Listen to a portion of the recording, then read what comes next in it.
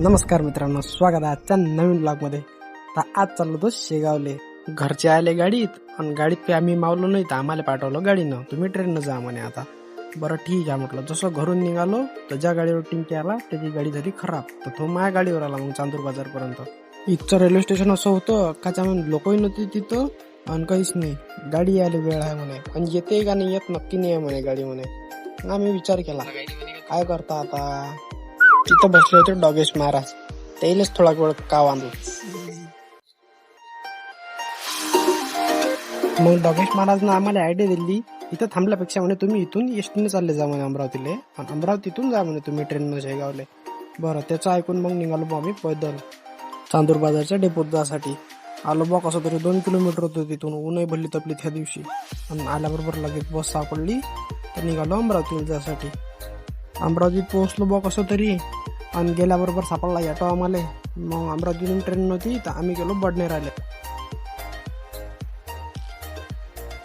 बडनेरात पोहोचायच्या आधीच आम्ही मोबाईलमध्ये लोकेशन पाहिलं ट्रेनचं, तर ट्रेन गेली होती. जाऊ दे आता काय करतं, जातं लागणच.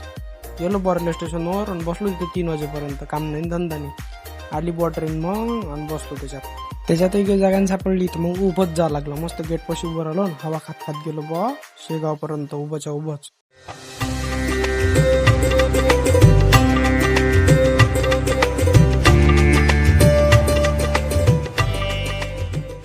टिकाराम होता संग तर टाइम कसा गेला काही समजलाच नाही. इकडल्या तिकडल्या गोष्टीत बातच वेळ निघून गेला.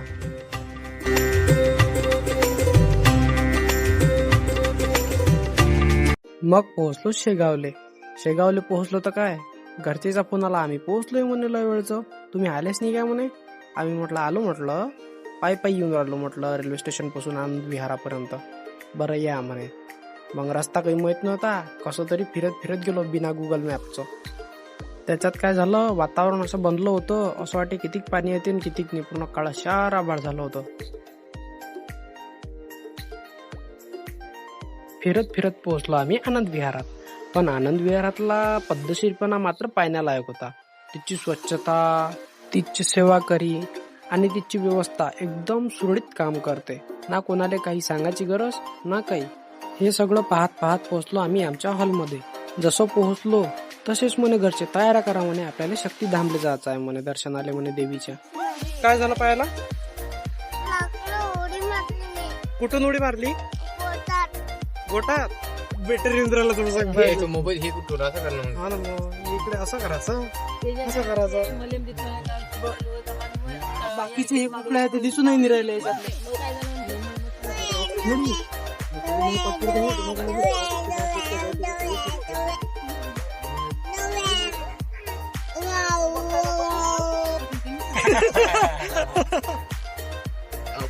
त्या गाडीत मावलोही नाही तरी कसं तरी ऍडजस्ट होऊन पोहोचलो आम्ही शक्तिधामले. तुम्ही पण पाहून घ्या आणि दर्शन पण करून घ्या.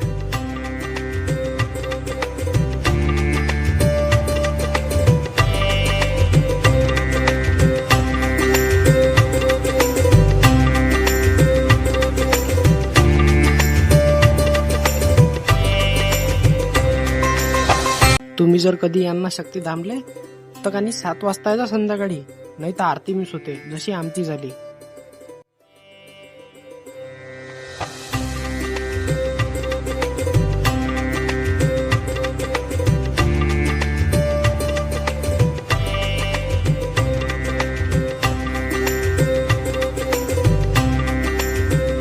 इथं काही सगळंच ज्योतिर्लिंग आहे. भारतातले जेवढे ज्योतिर्लिंग आहे ना तेवढ्या सगळ्यांचे दर्शन होते इथं मंदिराच्या खालच्या बाजूला.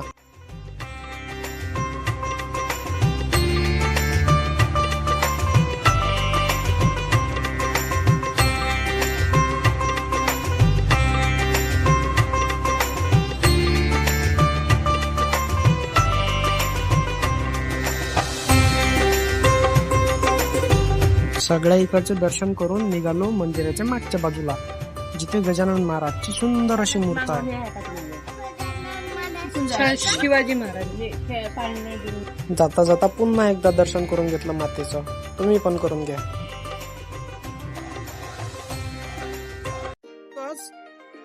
आता कुठे आहे आपण?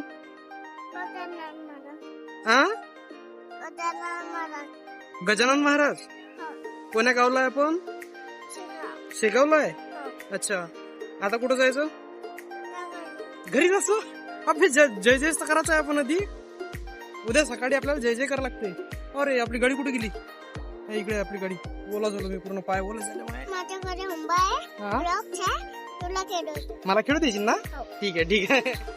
मग निघालो वापस विहारावर जासाठी, कारण झोपाचं होतं आणि उद्या सकाळी उठून लगेच दर्शनासाठी निघायचं होतं.